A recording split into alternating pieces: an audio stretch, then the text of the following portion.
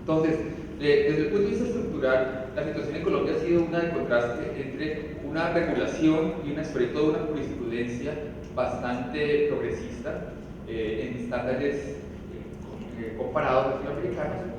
pero una gran precariedad en la implementación de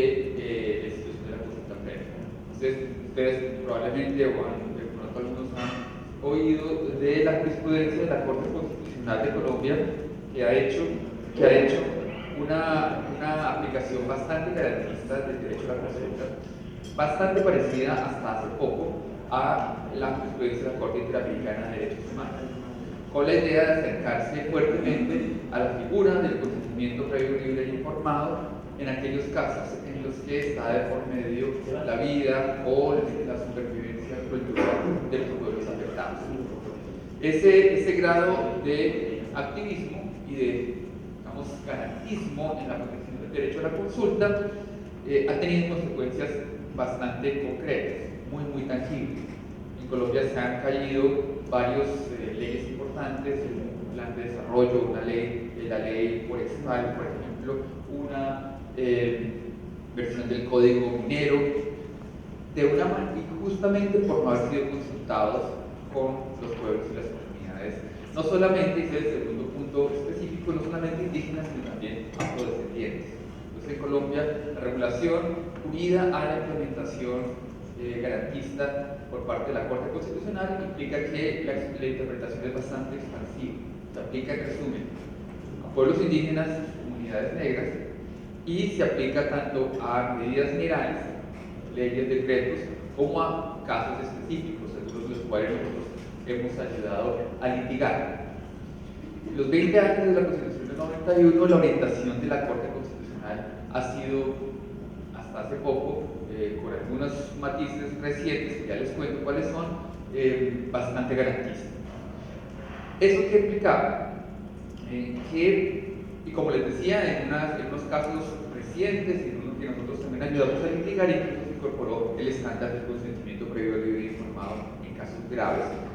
directamente de la sentencia Salamanca de la Corte Interamericana. Ahora, contra ese telón de fondo que ha pasado más recientemente, que es lo que queríamos resaltar en el tiempo.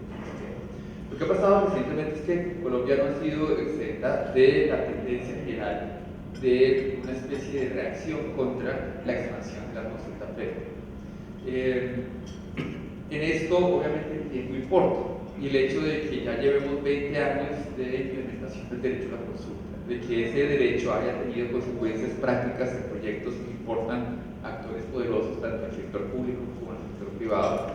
implica que, específicamente con este segundo mandato del gobierno Santos, ha habido una directiva muy fuerte de parte de la misma presidencia, y específicamente de la vicepresidencia, que está encargada hoy en día de acelerar los procesos estratégicos que el gobierno considera estratégicos para su plan de desarrollo. Esos proyectos estratégicos tienen que ver con infraestructura, carreteras sobre todo, tienen que ver con licencias ambientales y consultas previas. Y en el poco tiempo que lleva este segundo mandato del presidente Santos, desde comienzos de agosto, este mensaje ha sido consistente y reiterado, hasta el punto que el vicepresidente Vargas Lleras hace 3 días en una entrevista, dijo que todos los lunes se iba a reunir con su equipo de gobierno y con los diferentes funcionarios encargados de estos temas para revisar el estado y el avance de todas las consultas previas pendientes. Entonces, como ustedes pueden ver, se ha elevado fuertemente el nivel, digamos, de supervisión, la importancia estratégica. Esto ha ido de la mano con un proceso que es muy parecido al que ha pasado aquí en Perú y que conversamos en Chicago, que tiene que ver con que sectores empresariales y sectores importantes del gobierno